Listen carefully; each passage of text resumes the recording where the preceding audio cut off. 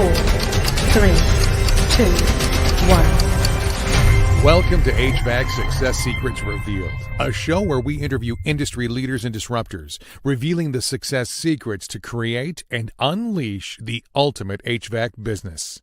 Now your hosts, Thaddeus and Evan. Welcome back to another HVAC Success Secrets Revealed with Thaddeus and Evan with On Purpose Media, your HVAC marketing experts. Today, we got Brandon Stowe on the show. Brandon, thank you so much for joining us.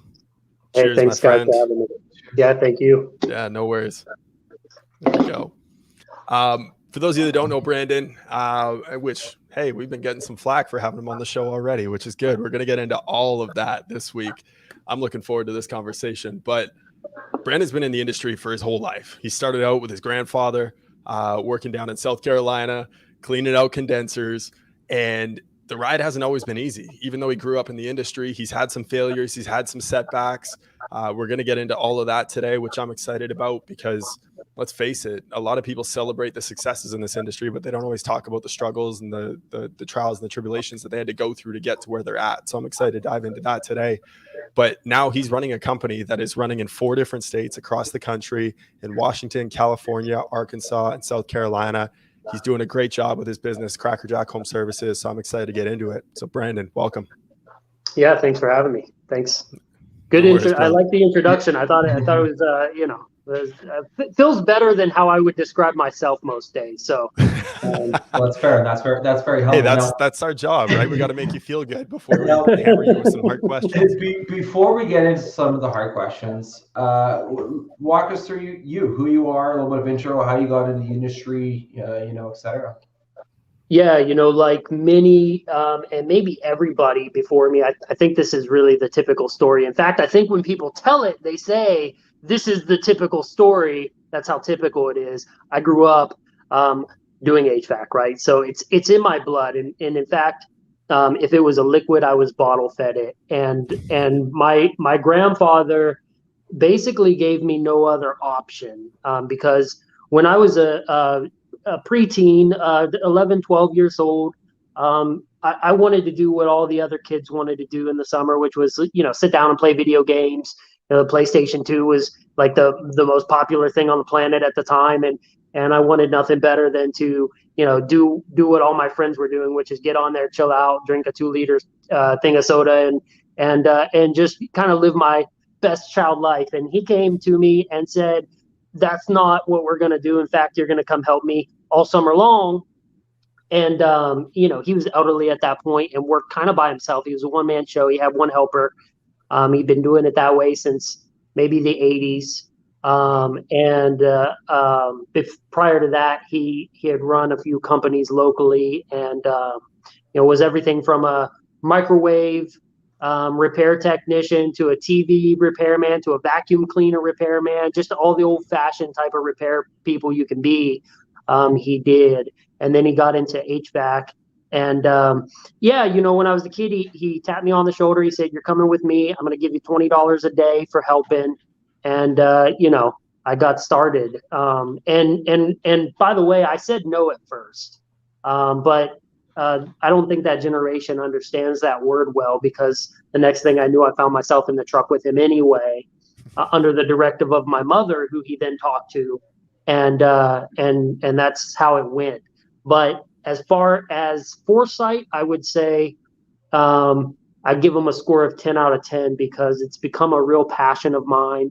It's become something that, I'm one of these people in HVAC that, when I go to bed at night, I'm thinking about it. And when I wake up in the morning, I'm still thinking about it. I rehash my dreams of like, what did I learn there? Like, what ideas did I visualize? What unit did I fix? Why did I have that dream?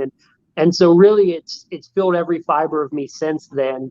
And I would say it's definitely it's definitely my first love, for sure. And the longest tenure that I've had is being in this industry. So yeah, a little bit about me there. And then, the other thing is transitioning from a tech to a businessman. That's probably my second love. And we'll get into that, of course.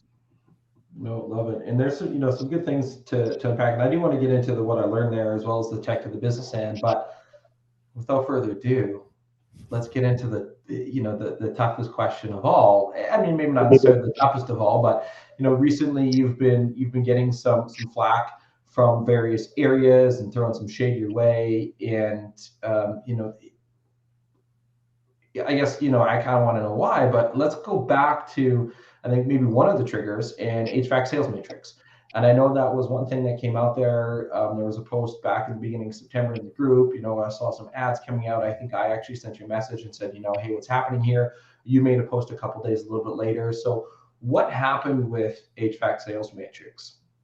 Yeah. So, I guess really to preface this story, we'll go back just a bit further and I'll make it brief. But in 2019, I moved down into San Diego for a while. And that's where CrackJack started, and we'll get into that.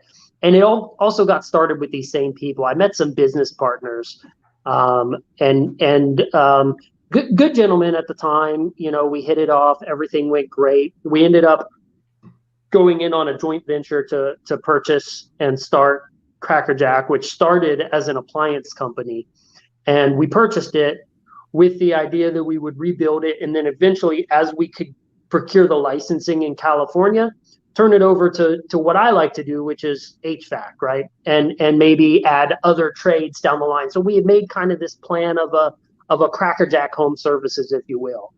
And I got online, and at the time I was also answering, there were a few HVAC groups that existed back then, a couple still exist now, where I was participating really actively, pretty much every day, answering business owners' questions with whatever knowledge I had, whatever I could come up with, and people started paying attention to it, and I got a little bit of a name for having some bright answers at the time, and so created a little bit of a following with some HVAC owners, and we decided one day as we were sitting in the CrackJack headquarters down there in Oceanside, which is by San Diego, a little north. We decided, hey, it would be really cool to roll this into maybe some consulting, because we have some HVAC owners who are asking about that, and perhaps that would be cool. So I put it out there, and in the same day we booked maybe 5 to 6 HVAC owners for consulting trips. And it seemed to be really easy. So we were just at the hinge of buying a software company, because we were acquiring another company at the time called High Tech Towers, which was a $20 million company. And we had just gotten up the funds to acquire that company. It was a $4.8 million acquisition, because we found in due diligence, we found a lot of things that it wasn't a healthy company. It was basically a flip. So top line revenue was there, but there's a lot of work to do. So we were getting it for a deal, and we were hiring for one of our partners a software development company called Corktown Code. And they're based out of Detroit, which is where one of my business partners is from. And we started developing this app called AIM. It's like a gun app, locates other gun owners, and it creates a community network. And we started thinking, now we've got all this software development technology. What would happen if we rolled that into the home services sector? And I had made mention that one of the ways that we used to sell at one of my former companies, which we'll talk about, I get texts across the screen. Okay, so one of the former companies, we would draw out this matrix grid on a piece of laminated cardboard paper, so it was basically dry erase. So I'd send my technicians in with dry erase markers, and we'd be able to look at this matrix of options with a customer and basically do what Charlie Greer invented, which is like the paper, or at least sold for a long time. I don't know if he invented it, but he's known for it. That paper towel close in HVAC type of close. And so, it basically made it easier because our prices were still set. We had a matrix grid of units that they could select so they could be ranked up in efficiency tier. And one of the things that I learned early on is that if you sell something, if you at least get the sell, you get the money in the bag, you can then move options up from there. So the idea behind the matrix was that if I got you to commit that you at least had enough money and that you at least wanted to go with option one up in the top, left corner, which is our lowest efficiency, lowest SEER type, cheapest unit, right?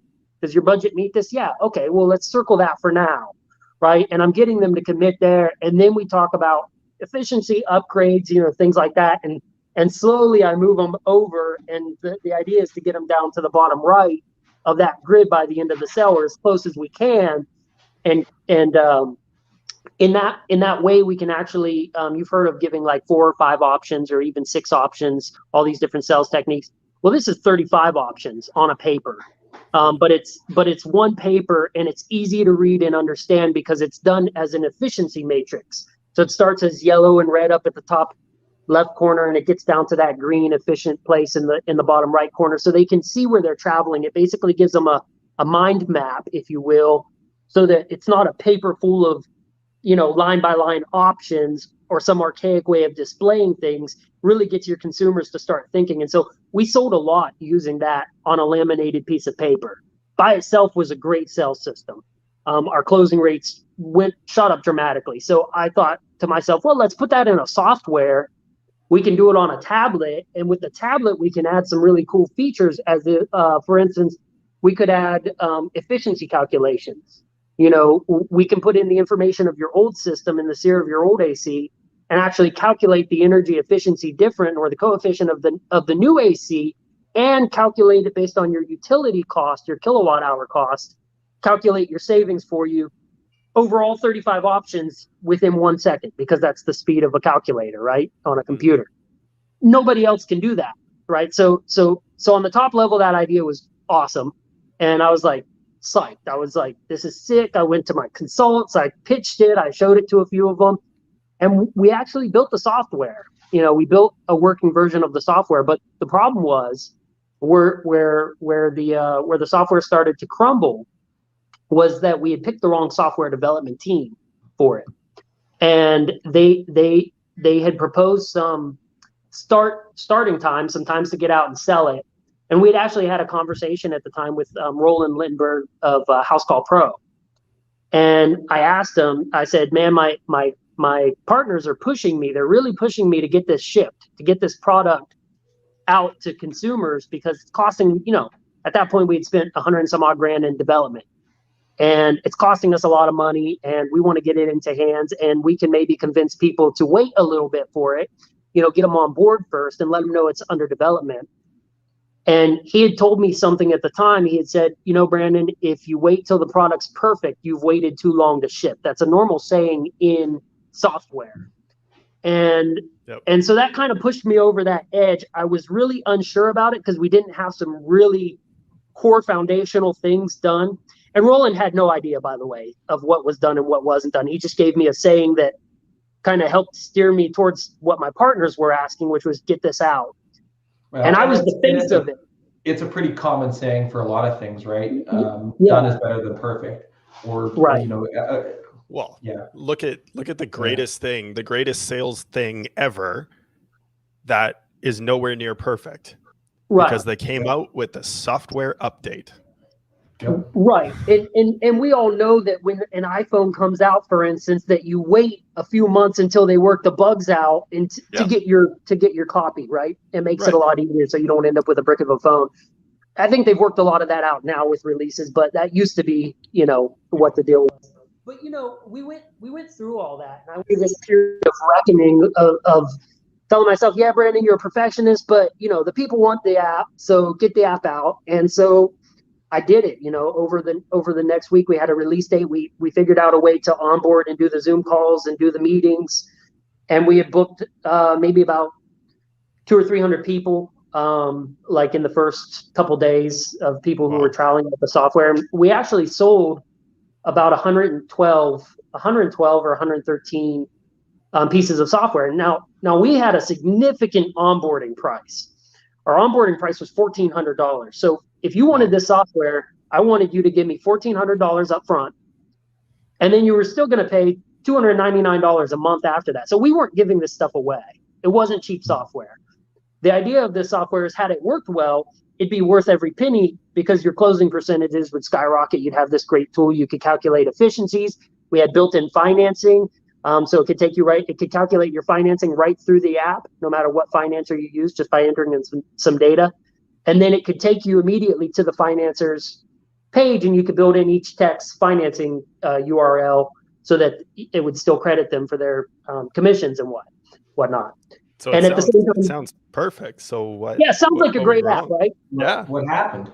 So what happened was development slowed. Once I went out there and put my face on it, and we sold 113 copies and banked $100,000 out of it, the software development team couldn't make the deadlines. They kept missing the deadlines. We kept giving our customers tentative launch dates. I mean, and we've seen this in software over and over again, and typically it's fine.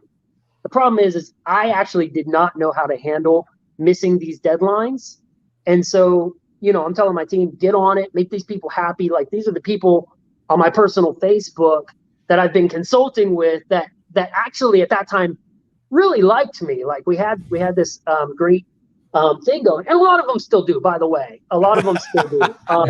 We had a couple small fallouts, but a lot of them still do, and they all got refunded in the end. But the as you can understand, the swath of people now needing refunded, that in itself is a project that now needs to be managed properly and fulfilled properly. So we had fulfillment issues is what ended up happening. We couldn't fulfill the software properly. And so finally I decided, this isn't going to go where I want it to go. We need to close this down and refund them, because I can't put my name on it anymore. And I knew right at that moment that as soon as I made that decision, that it was going to cause a little bit of backlash, right? Like, I knew it was going to cause some turmoil in the community, and it sure did. Not only did it cause turmoil, but at the same time, I was consulting in Oregon, and I had actually left the consult because I didn't think they were getting it. It was a 2-week consult. I got a week in, and it was the same story every single day, and so I just straight up left the consult. And should I have done it that way? Probably not. But at the time, I was like, you know what? Screw this, and I won't name any of that, and it all got resolved and handled privately. But I left the consult, and right as the matrix went up, these people also posted that their consult went sour. And they posted it in these HVAC groups. So now it looks like, wow, what's happened to Brandon? Like, he left the consult all of a sudden. Now, you have to realize that when these things happen, right, it really is about how you react and how you handle them. But there's also a side of it that, and I didn't make a public statement. And a lot of people asked me to. They said, Brandon, go and defend yourself, because I'd talk to people in private. And they say, you need to really get out there and make a statement then and defend yourself. And I said, no, bringing more attention to it is just silly. Let's just let it die out. And it did. There's a few outliers out there, but in majority there were hundreds. I mean, there were hundreds of people who were messaging me. But really the other side of it that I never mentioned is like, hey, look, you get hate for anything that you do that's even semi-successful, or putting yourself out there or taking a risk, right? Like, yep. I went out there and I took a risk. I did something someone else wasn't doing, and yeah, it failed. But a good leader and someone who's resilient, and I would say I'm probably one of the most resilient people you can meet, isn't going to let that stop them from progressing forward. What do you do? Quit and go get a job somewhere, work at McDonald's? So yeah, I got to still keep going. So, the other side I didn't want to tell people about was like, hey, because it'd be inflammatory. When people are out for blood, they're out for blood. So the inflammatory statement I could have made was like, look, you guys are harping over one sour consult over nearly 50 consults that were successful, where the people were happy and their businesses have grown. All of those go out without a hitch. Crickets. One goes wrong, and you guys are like, let's light this guy on fire. Put him on a stick. We'll put him on the rotisserie for a little while, and and then he's done. So my dad has always said, and this is stuck with me from an early age, one shit wipes out 1,000 attaboys. Like, no matter what, one negative thing is, and it's just the way that a society has progressed, is that they're going to find the negativity, they're going to exploit it, And it's like, you watch the 5 o'clock or the 6 o'clock news. Well, guess what? 29 minutes of it is all negative, negative, negative. One positive story out of it, right? And so it's just that's the way that it is. And so having that resiliency though is a key thing. And obviously you're still here. You've reinvented CrackJack, as a result of coming through that, right? So I guess when in looking at that, and I know I think you mentioned in your comments two big failures on it. I mean, obviously that was one, and I do want to get into the second one because I think there's a lot to unpack on that as well. But Evan, you had something that you wanted to bring up before we get on. Yeah, I think one of the things that Brandon said there is actually really brilliant, and it's something that Grant Cardone mentioned as well at Victor's event in Vegas, which was, look, I don't give a shit if you like me or not. Do you know me? Because being unknown, being invisible, that's painful. Yeah. But being remembered for something, whether positive or negative, people know your name, people are talking about you. That's a good thing because now you can frame it and you can work it and you can do whatever you want from there. But to have some people just not know who you are, not remember you because you're lukewarm. And there's even a verse in the Bible, Revelation 3:15. I'm not a Christian man or Catholic man or any of that shit. Not that there's anything wrong with that if you are, but it really speaks volumes, right? It speaks volumes in that, be neither too hot nor too cold, be lukewarm and I will vomit you out, right? Or spit you out is what they say in there, which at that time meant vomit, right? When you play in the middle, you are unrememberable, right? Pick a side and run with it because you are going to attract far more people by doing that than you are playing in the middle and trying to be okay for everyone. So I do commend you for that, for just staying true to you and following that. Yeah. And look, full stop, before we move on is, it happened before that as well. When I first announced I was going to go consult with people, I was getting a lot of positive traction on the forums.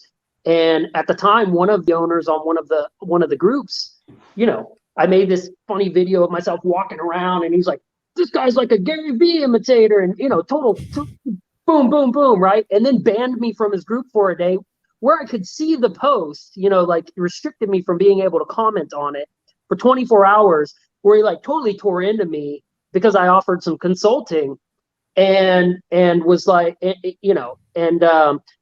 we've, since then it's all good, but, and we actually had some fun with it, going into one of these Service Nation events.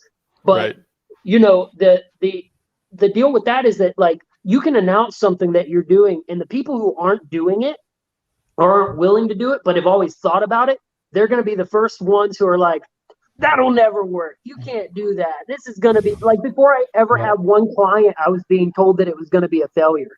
And that to me is that energy actually gets me revved up because when I see something like that, now it's a challenge. So then when I went out and consulted the whole entire year of 2020 during a pandemic and went to 50 business owners' shops and traveled the country in 80 plane flights and first class and everything else and made good money and actually gave it away for almost nothing compared to what these trainers and gurus are out there doing now. They're going to charge you $20,000 and $30,000 to come to your door now. I mean, I was doing it for $3,000. I was going for $3,000. I mean, give it away for me to get on a plane and fly to you and then stay at your business for nearly a week, doing everything I can to help you succeed for merely what my Airbnb and my plane flight cost, was basically like free help. And so, we did that and it was successful and we gained a lot of partners that we actually are utilizing now to build CrackJack forward in the future. So, it's foresight, but, I was already used to that. And being a contractor as well, you sort of get a tough skin, right? So any failure anything anybody can say to me online, none of them have ever said it to my face, which is just absolutely hilarious. But you'll hear that a lot, right? But the other side of that is that thick skin side of it. That's built into me. I've been a contractor my whole life, and so I've dealt with customers, and that's what a contractor does. They form contracts. It's not an easy walk in the park. It's liability, it's protection, it's risk management. It's making sure that your T's are crossed and your I's are dotted on every turn, or else you'll get, I don't know if I can cuss on here, but you'll get screwed. Okay, yes, cool. Yeah, you'll get totally fucked, right? So, that's kind of what we ended up doing with this project is we just take that momentum and we turn it into energy and we keep going. And look, if I fail CrackJack in the next year, whatever, I'm still going to be out there starting another company, which is probably a good segue. Because I think I know what you're going to ask me. So you know exactly what I'm going to ask you. So, but one thing before that, and this is actually, I think I found this on your profile when I was actually going back and looking into one of your posts about the HVAC sales matrix. And by the way, if anybody's listened to this and are like, well, I never got my refund, reach out to Brandon, send him a DM, and he'll set it right, because you did have that post on that, and I feel okay saying that without having to preface that with you, because you have the post. So if you do want to do that, you do want to reach out, you can actually hit him up on Facebook. So facebook.com/Real Stowe with an E at the end of it is how you can reach out to him for that. He will make it right, which is a big thing in my books to be able to do that. But there are a lot of people talking action, but very few people taking action. And you get a lot of armchair critics in a lot of things that you do. Everybody gets it right. Anybody that's out there taking action, that is doing things, that is moving the needle, will get people that wish that was them. But they sit on the couch from 5 o'clock till 10 o'clock at night smashing Doritos. Full disclosure, I like to do that. I love Doritos. They're one of my favorite things to eat. But the thing is that you still got to go through and you got to take action, right? And like you said, if CrackJack fails, you're going to go back out there, you're going to take action. But it's also not the first time that a business would have failed for you. So you had Stowe Mechanical. That was your first foray into the HVAC space on your own. So walk us through what happened there, because it was a business and then it wasn't a business. Yeah. So Stowe Mechanical was actually my first business. It's when I went out on my own for the first time, and you can probably tell, like, it's Stowe Mechanical, last name Mechanical, like the most common form of HVAC company as far as namesake goes. And I think I was 24 when I started Stowe Mechanical. And at the time I had just come out of my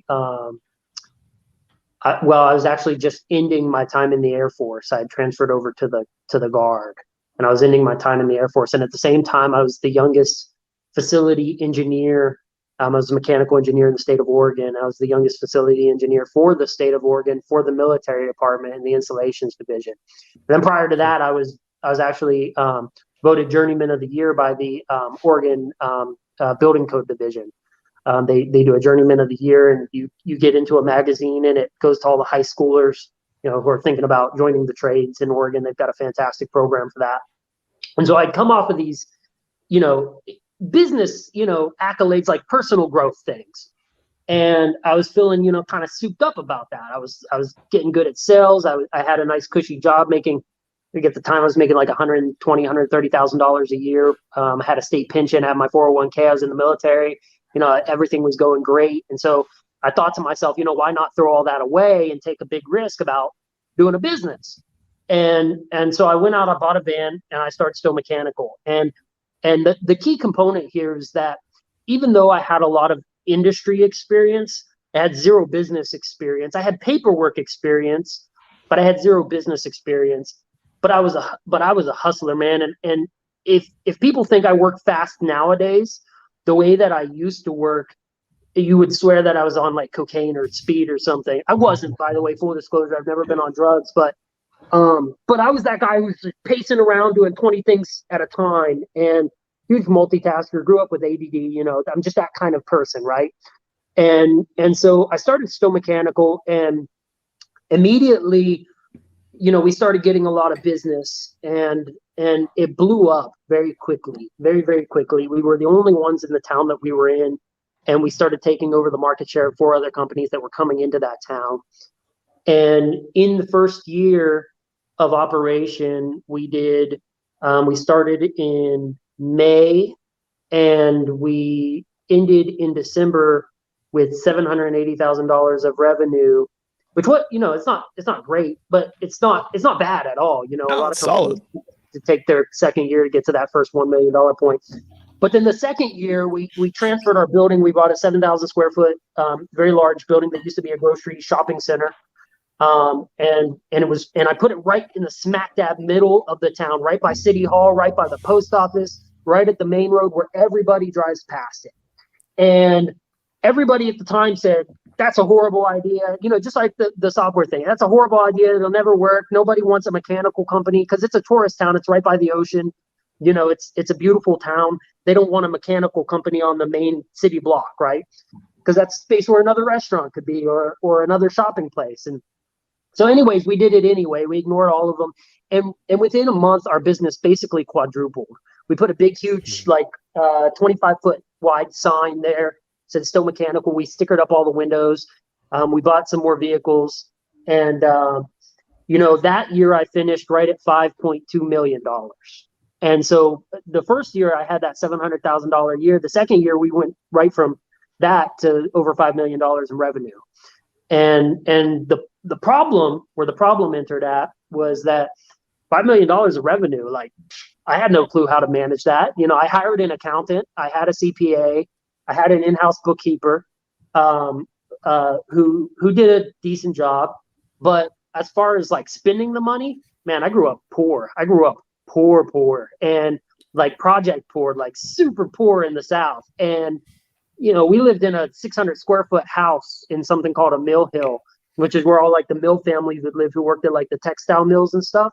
And they build these little small skeleton houses. And, we have five kids in the house sharing a 600 square foot house. I slept on a couch, growing up. And so, for me, money in, money out, I started getting money. I started spending money. All of a sudden, we're going to Disneyland. We were taking trips, and I was spending that money as fast as we could make it.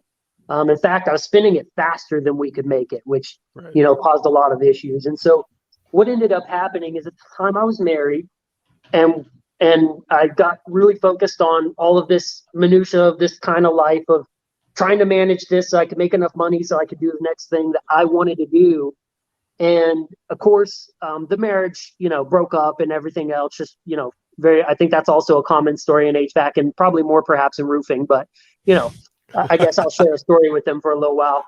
But so the marriage broke up and I started focusing, in on that and on the divorce. But the second side of it, and why I started focusing on systems and consulting, was that I had no systems in my business. So for me to go to court, that means we didn't have a salesperson all of a sudden. That means we didn't have someone managing the jobs and coordinating all this shit. And we had $5 million of revenue in the year that wasn't tenured over the last 10 years that we could build for.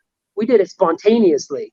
So we didn't have anything in place for that other than me running around like a micromanaging madman, trying to put out fires every single day. But I could move so fast, and it took every ounce of me, but I could move so fast that I would manage it all. But if I was gone, everything would fall apart. Right. So, one week I went away for a week. I went to the San Juan Islands and I had to decompress. And I was dealing with the next week I was going to be in court, going over custody and everything else. And so what ended up happening is I got back and half of the people would just jump ship. They thought that I had left the company and things like that. My communication was, all these things of what happened when you don't really have a business. You just have a money generating machine that is irreversibly broken, and you keep trying to tweak it with your screwdriver. But if you leave that machine, it stops printing the money. And so I left it, stopped printing the money. Well, now we have accounting and everything else. And then to make matters worse, I thought, okay, I could recoup this. Started on that path. The divorce ruling was finalized where my spouse got half of everything, including half of the business, which she intended to sell, and sell all the trucks, which, would have jeopardized the rest of my employees. And so everybody saw the writing on the wall and they were like, this is chaotic and toxic and horrible. We're getting out of here. And they did. They fled, they fled as fast as they could. The other half, I had to beg them to go because they wanted to stay. They're like, we're going down with the captain. And I'm like, no, you don't want to go down with this captain. You want to go, let's get you out of here while I can still make your payroll. And so, we kind of closed things down. And then I was stuck holding a bag of various things from customers who their projects weren't fulfilled, because how do you fulfill them with no employees left? When you go from having 20 people out in the field, and trucks running around everywhere, to having yourself and one helper, but you still have 20 people worth of jobs to fulfill, it's So they started requesting refunds. My receivables was bad because we were loose on collecting money. So we had at any given time maybe like $160,000 in receivables and aged accounts that we couldn't collect on. And now I really couldn't collect on them because of the small town and news broke out. And so, all of that happened.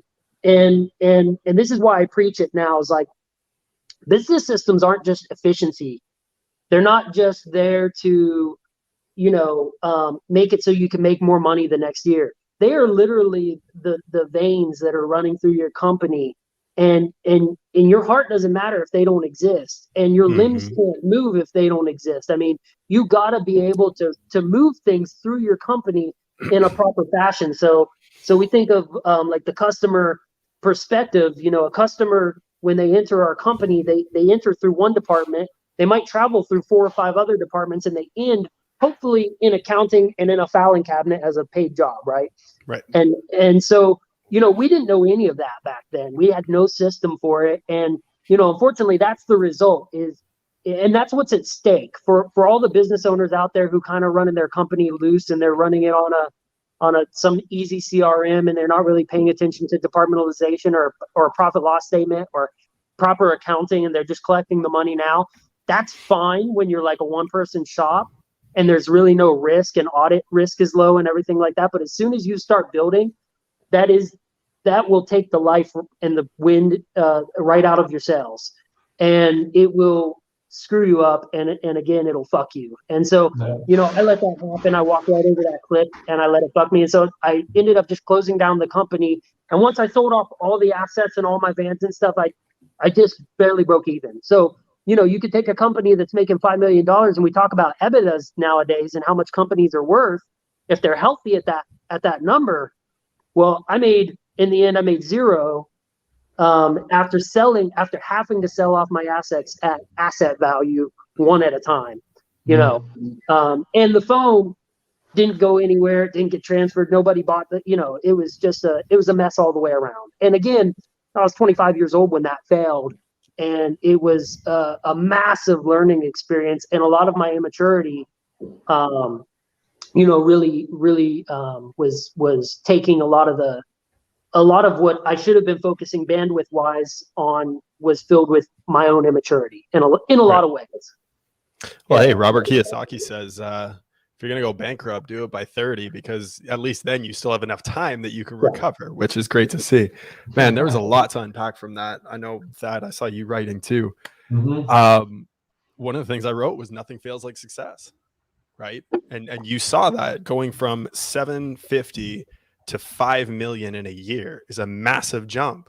Right. And unless you have the systems, like you talked about as well, in place to be able to handle that kind of growth, you're in trouble. And complacency will set in, spending will set in if you're not conditioned to be able to handle that kind of wealth, which is something else you talked about a lot. So I really love that part of it. I think it's important to mention just quickly is that I think I could have if my company was still making $700,000 a year when the whole marriage thing happened and everything else, I probably could have managed that very easily, in fact. So you're right. Just driving home that point. It's as you get bigger, it becomes so much more critical that you manage these things, and you should start it when you're smaller, so you don't have to break habits that have formed. That's why a lot of businesses have a hard time making the change afterwards, because now they got 10 employees who, they're used to an easy way of life, where there's not a lot of accountability, and now all of a sudden you're coming in with new systems. It's hard to make them react positively to that. They think you're ruining their easy way of life. And so, No, you built a $5 million skyscraper on a sound foundation. Correct. Right. And that's what your SOPs really are. And they're not fucking sexy. No one's excited to write out their standard operating procedures and their training manuals. It's not fun, but it is the foundation of your business. Well, if you ask HR guy, he might think that's fun.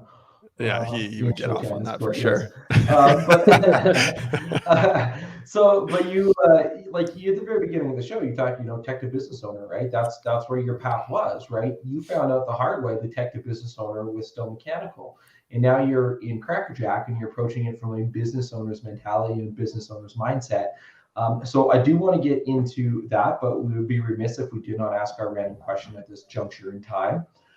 Because it's one of our favorite parts of the show where we ask you any question that has nothing to do with what we're talking about. So I have actually 3 different options. I pulled them. I could not decide on which one. So we're going to let you decide on which one that we're going to ask. Do you want what's behind door number 1, door number 2, or door number 3? You want me to pick a door? Yep. Yes, I'm going to say any, mini, miny, door number 2.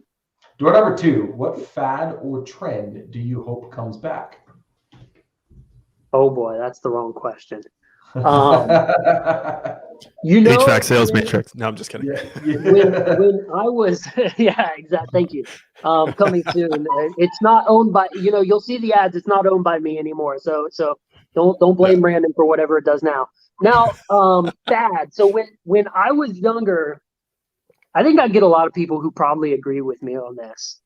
Maybe. I don't know. My style is messed up, but I'm going to go with fashion. And I'm going to talk about when I was younger, the coolest thing that you could do in school was have an XXL South Pole shirt that basically went down to your knees.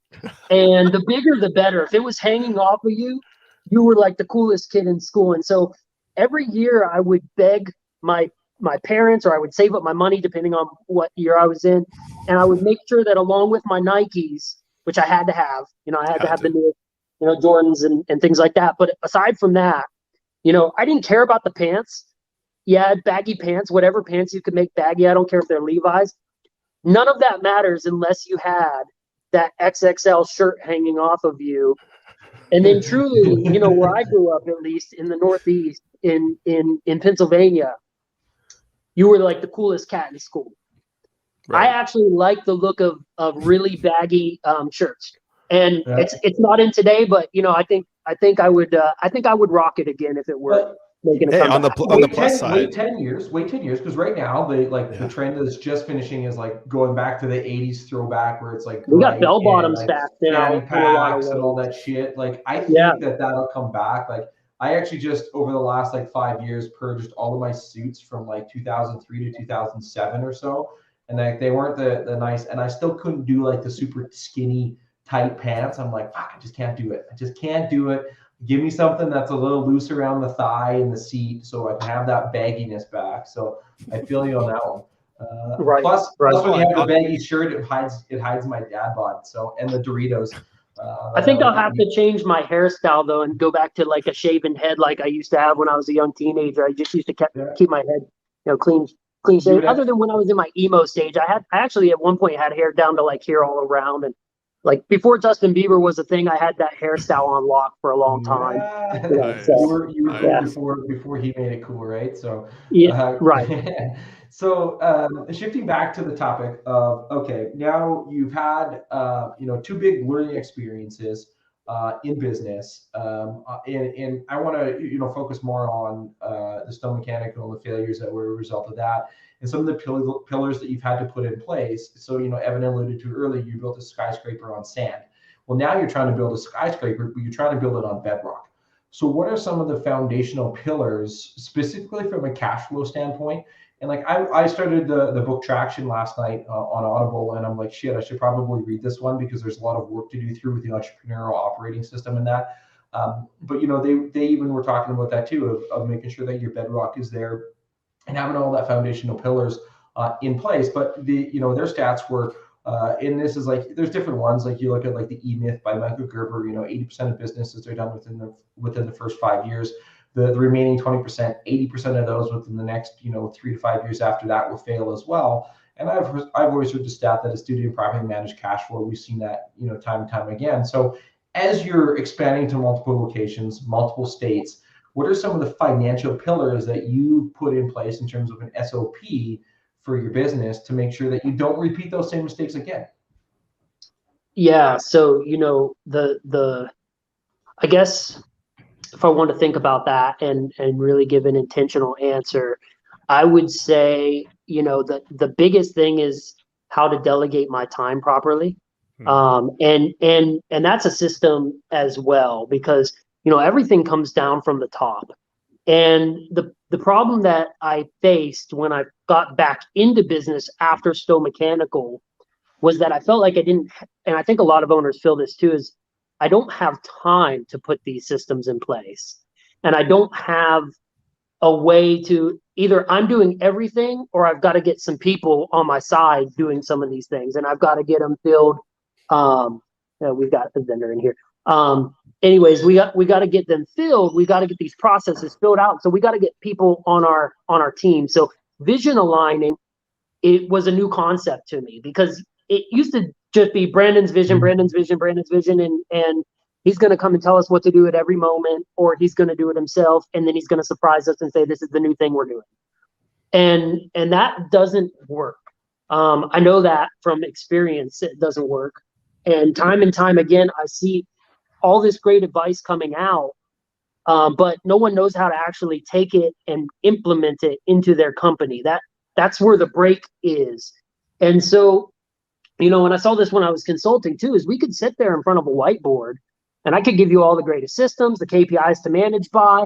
I can tell you about, setting up default meetings and things like that. But unless the leader actually knows how to delegate that or gets to there, it doesn't happen. So, I set myself up by getting into, at the time, I was really focused on how to manage my own internal calendar first. You can't, if you get on an airplane and you read the oxygen mask instructions, it's going to tell you put yours on first before helping someone else, because if you don't, it might be impossible to help anybody else. Obviously you'll be incapacitated. And so, I had to learn to help myself first. And so I put myself together a calendar and I managed myself by it. And then I let other people in on my calendar, and I said, treat me like an employee and hold me accountable to this shit, because I can't run around acting like I'm the king and then have you guys say, yes, man, yes, man, yes, man to me, and let me destroy something, because I'll do it again. If you leave me unchecked, I'll destroy all kinds of things. That's just what we do. I think a lot of entrepreneurs do. If you leave them unchecked, there's a large likelihood, and that's why that statistic is so high, that they're going to run themselves into the ground because they don't know what to invest in. They don't know what ads are important. If I'm getting into marketing and I wanted to do it all myself, you guys would agree with me that that's probably a bad idea, not being in the marketing field and knowing anything about marketing. I might as well stick my thumb in my ass and just kind of sit on it, because that's what I'm doing to myself anyway. I'm basically screwing myself in that regard. And so I have to find a team who will actually do those things, and then I have to manage that. So I went to I signed up for the Harvard Business School is the first thing I did. It's an online school, and I'd never had any business education, and I knew I needed some. And I knew outside of reading cool fad books and stuff, I actually needed to put the pen to the paper, if you will, and get real study on it, actual study and learn how to manage people and manage different types of people. So the first thing I did is I enrolled in a management class, and I went into the Harvard Business Management. It's like $1,700. It's cheaper than going to any of these seminars, right? And not only is it cheaper, but it's a 6-month educational course on managing people and delegating tasks and learning how to build a real infrastructure through management. And so, intuitively, after leaving something like that, it's built into you, just as education often does, on how to make those steps, the different types of character profiles you deal with, the 4 types of listeners and learners, how to dole out disciplinary actions, and how to do vision aligning and getting your team on the same page. And so, going through all of those, the next thing was to assemble a team, right? So I worked on me. I put my oxygen mask on, and then I knew the criteria to look for now, because when you go through a management course like that, you kind of learn who ideal candidates are and how to grade candidates. So one thing that I learned in the state was when we did interviews, we did panel interviews. And in our panel interviews, and I didn't understand it at the time, but we all got a piece of paper and we had a series of questions that we would ask every candidate the same questions, right? Most business owners, if you go into an interview in these small HVAC companies that are everywhere, the interview is between you and that owner, and he'll ask you whatever is on his mind at the time. And it varies depending on how conversational you are, how much he likes you. I could get a job, for instance, at any of those places because I'm conversational. I can make them like me and I'll get the job. And I can probably sidestep everything about skill and actually knowing what I'm doing and get the job. That's scary to me now.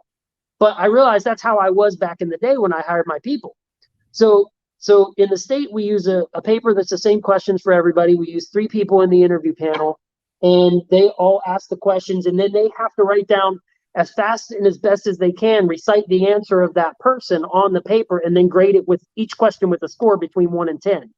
And then we use a weighted average over all the candidates. So we never hire one person as they're the only interview. We bring in a pool of interviews, and then we weight those grades on average based on what each person thought of them and the average of all the questions. And then we go forward with that candidate and work our way down the list after we check out their sources and recommendations and make sure everything else is accurate and true. And then give them hiring offers. If not, or if they don't accept it, we move down to the next candidate. So the second thing was assembling a team in a proper way that's actually a managed system as well. I realized I was getting a much higher quality of people, and I was getting people who were intentional in wanting to do the job. And you can't not have people that the team doesn't agree with, because if everybody gave it the highest weighted score, that means the 3 people on that panel who represent the best of your company all agree that that person fits the culture and common denominator of how we want to find our people. So we ended up building it's actually a culture system as well as a recruitment or a hiring system. So I started getting into that, and I started thinking, okay, well now let's make it attractive to work here. And so, just building blocks, one step after the other, from the really minute to managing yourself. And we can expand on certain, very specific systems or whatever in any part of the business, in any department. But foundationally, when we talk about that foundation, it's got to start with you working on yourself. And I implore any business owner, no matter if they've got 20 techs running out there, 20 techs is like I said, that's where I failed. You might be around the corner from that if you're watching this. I don't know. I don't know everybody's story, but I know a lot of people will go online and say they're doing fantastic. And if you go on their Facebook, you're none the wiser. It looks fantastic, and they're still counting their bank account dollars because they're wondering how they're going to make payroll. Mm-hmm. And if you're one of those business owners, the first thing you need to do is you need to put that oxygen mask on yourself, and you need to step up. And if you're not the person, you need to find the person, because if you're not the president of that company, if you're not the CEO, if you can't make those moves, then the first person you need to find is the person who will. Put your pride aside. You don't have to also run the business. You need someone who can run the business. So it's you or it's going to be someone else. Either hang it up or find that person or be that person. And that's the simplest form. So work on that, and then those other building blocks really follow naturally. But I really highly recommend that Harvard Business School. I've since then sent some other people in my organization, and some people that we were gonna JV with didn't end up panning out. I sent some of their people through that organization, and they're doing great. And more power to them. They're doing excellent. So I would say do something like that for yourself. Better than the seminars. Still go to the seminars. They're important because they give you industry specific stuff. But you need people specific stuff and business specific stuff too in the long term of things, because if you know how to speak that language, you can hire someone from the outside and bring them in. And you don't have to keep hiring within the industry. You can just hire a business person, someone who knows business, and you can bring them in and then translate the HVAC stuff really well because you have that new acumen. Totally. Well, and like the thing that you said is you put your pride aside and you find the right people for the right seats on the bus to move your business forward. And you might have to move those around. You might have to shuffle those around, but defining your roles, defining your strengths, and knowing what you're good in, so that way you can excel in your specific lane, is going to be able to propel your business forward. So I like that part of things. A good organizational chart, Right. and planning and mapping the business, really essential. And that's, Well, that goes back to the entrepreneur operating system, right? EOS, and like it's all about your org chart, finding the right people. But it also starts with that vision, right? And the vision alignment. I know you mentioned that a few times on that, is saying, okay, well, what's your overall arching vision for your business? What do you want to accomplish? What are your core values? What are you trying to do for everyone, right? And now when you have that vision, you can align that with your people. And when they get on board with your vision, I mean, if you're to ask every single person in your business, what's your vision? Are they gonna, as a business, are they all gonna have the same answer? Or are they all gonna have different answers of what they think the vision is? If they come back with different answers of what they think the vision is, not what your vision is, you're doing it wrong. You need to go back to saying, okay, here's my vision. And that also builds up the culture, right? And, Stacy, Ford was commenting here, the Doritos, right? The accountability chart, she just made the comment there, right? But they stripped their business back to rebuild off that vision. And now they're having that success because when the vision and culture are aligned, now you've got a team bought into what it is you're trying to build as well. And they're going to help push that business forward even more. Yep. Well, I think too, one of the big things, for me, and especially in vision aligning and elsewhere, is like, what the first things first to, sales leaders, right? Like a lot of people who get into making an HVAC business, it wasn't because they were a good tech. I was a tech. I wasn't a sales leader. I ended up becoming a really great salesperson, but I started as a tech. So I'm a little different. A lot of these HVAC owners, they start as like sales leaders in their company. They went and started an HVAC business. I think that's important. I think that's a better qualifier for starting an HVAC business, because really the first goal still, regardless of the systems, you got to secure the bag in some way, because these things cost money. And we talked about capital earlier. Most of these people go into business with a credit card that might have like a $10,000 limit on it, maybe a vehicle that they put on a loan, and then they went out and they spent half of the balance of the credit card on tools. They stole the other half from the former company they worked for, over the years. But this is how they start, and so they don't have capital in the background. A lot of these people, they're purely hustlers. They go out, they're like, I got a shoestring, got to make it work. So the first thing they need to do is go out and sell shit. Nothing happens until something is sold. I mean, that's still the core thing. However, as soon as you put that money in the bank account, you need to make sure that it gets put into the right pot.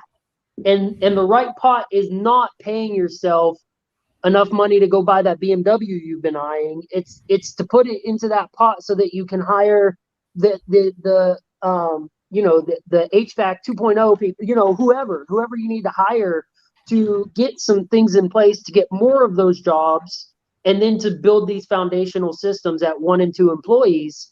Because look, I've consulted to businesses that were, one of them, the guy was, I think he was running like $700,000-800,000 a year. And I asked him, I said, how long have you been in this place? And he said, well, I've been doing this for 12 years.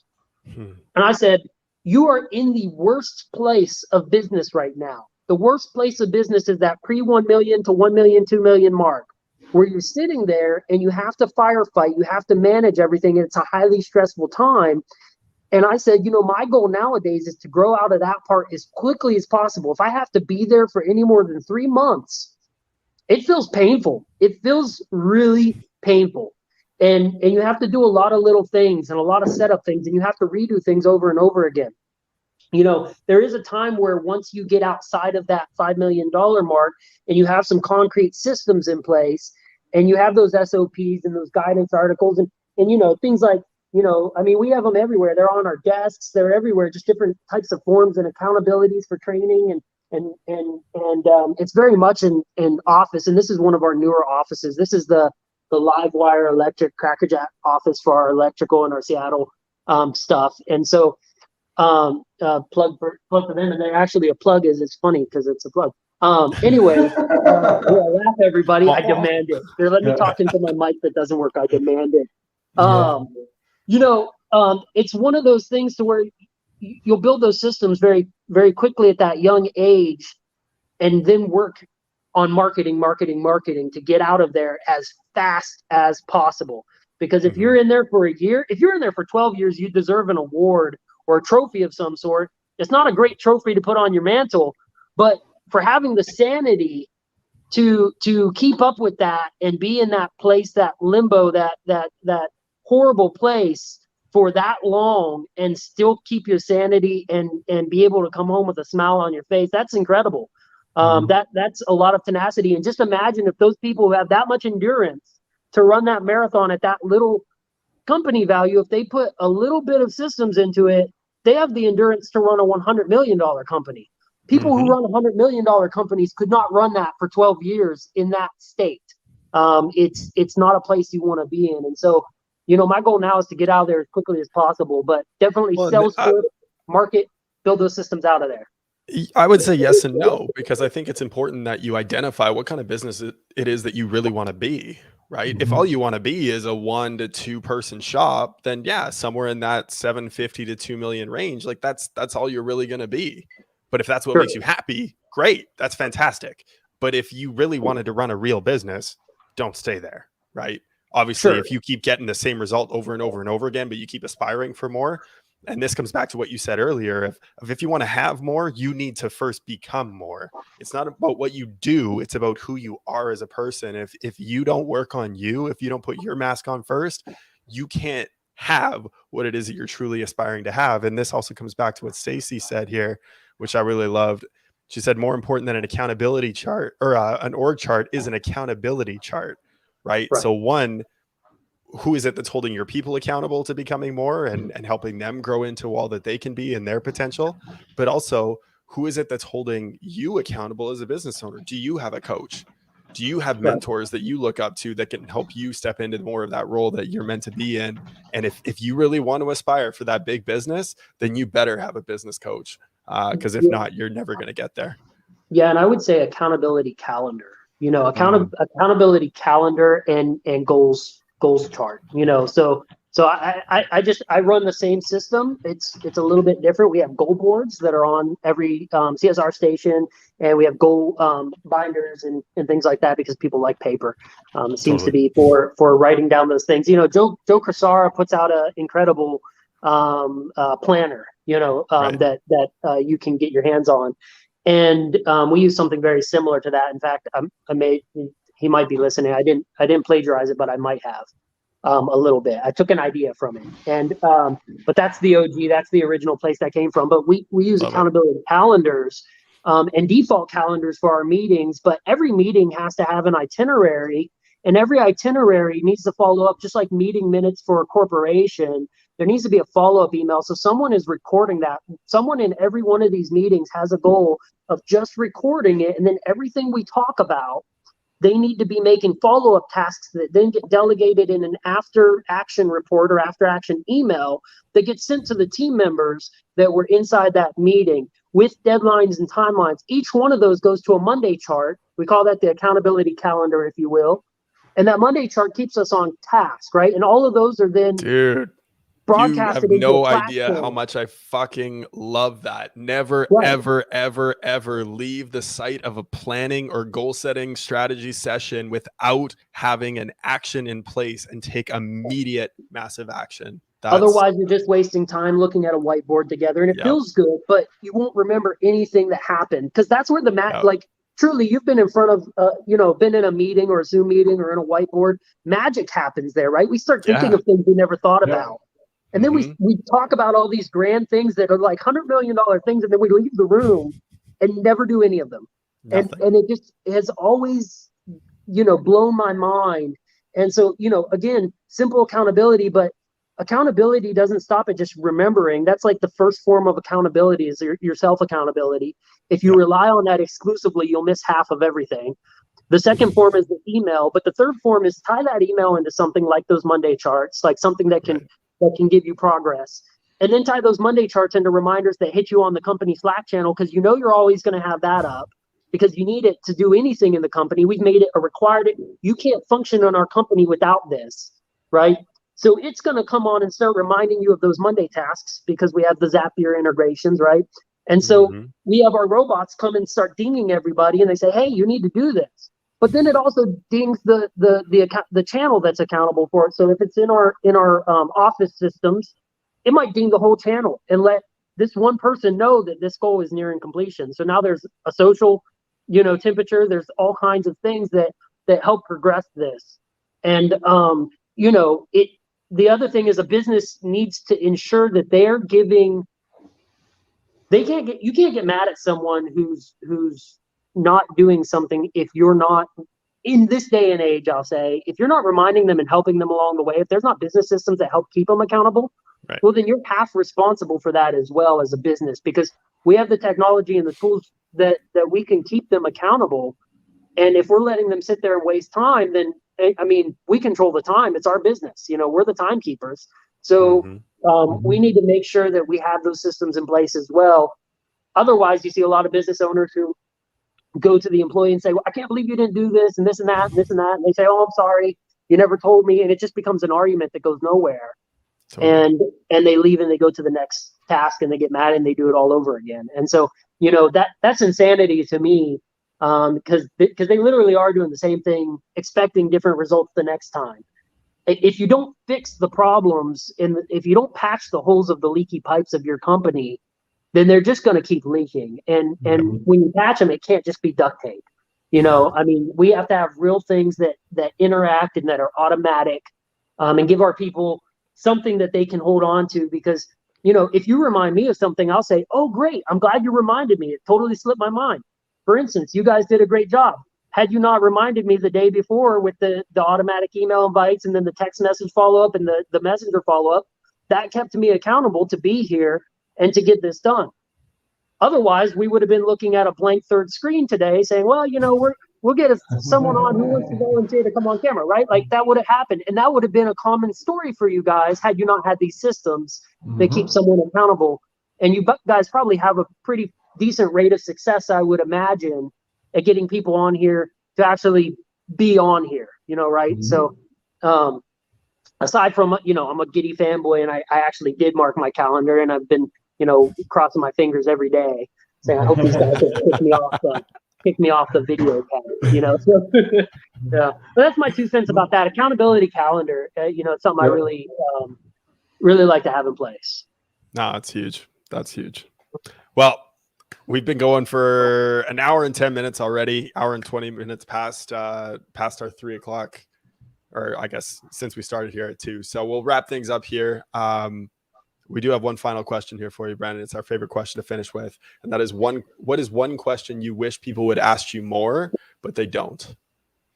Well, sorry, before you answer that, the look on your face when you said we have one final question for you here was like, oh, fuck, what are they going to ask? Sorry, I had to say that. I was going to say something like, no, I'm going to shut my mouth. I'm going to let him finish because you had like this look of like, fuck.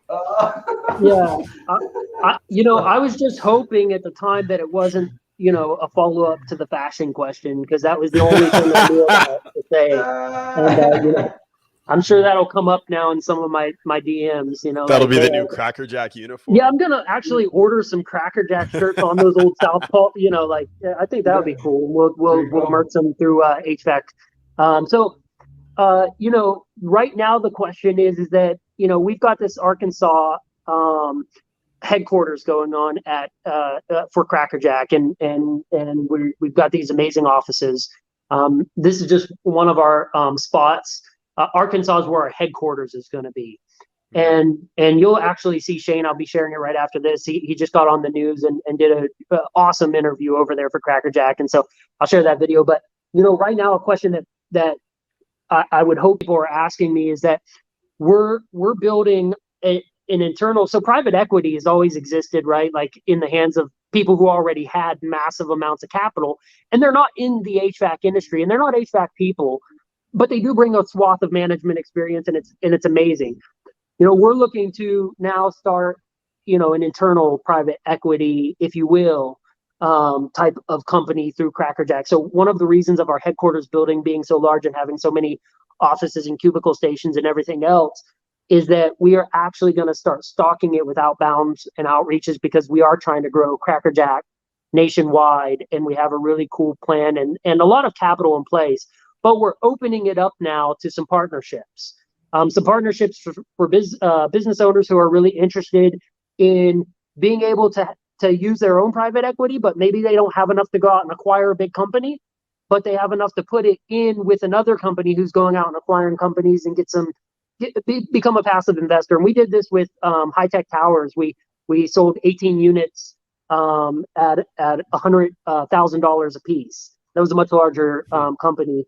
Here we're selling 10 units.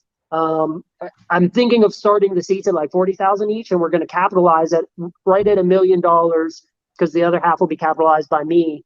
And we're going to go out and start joint ventures with other HVAC owners. We have a list about 30 right now, but people should ask me, how can they get involved? Because if you ask me that question, you'll be added to the list. And we've probably already got about 15 people who are interested in doing it.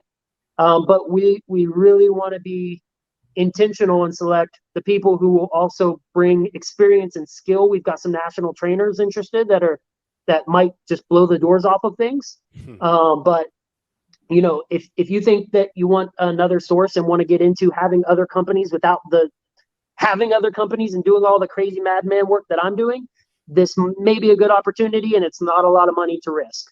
When you consider the grand scheme of this industry right now and the tipping point that we're at in terms of capital and how much money is flowing through it. So, ask me that question. Get in my DMs and ask it. Sure. And to get in his DMs, facebook.com/real Stowe with an E on the end of it. We'll put that in the show notes for those at the end of the day. Well, Brandon, I'll be the first to say thank you for taking the time out of your day to sit and chat with a couple crazy Canadians up in Canada, and spread some of the knowledge and the learning experiences that you've gained over the years of running your businesses. So until next time, cheers. All right, cool guys, take care. Thank you. No worries.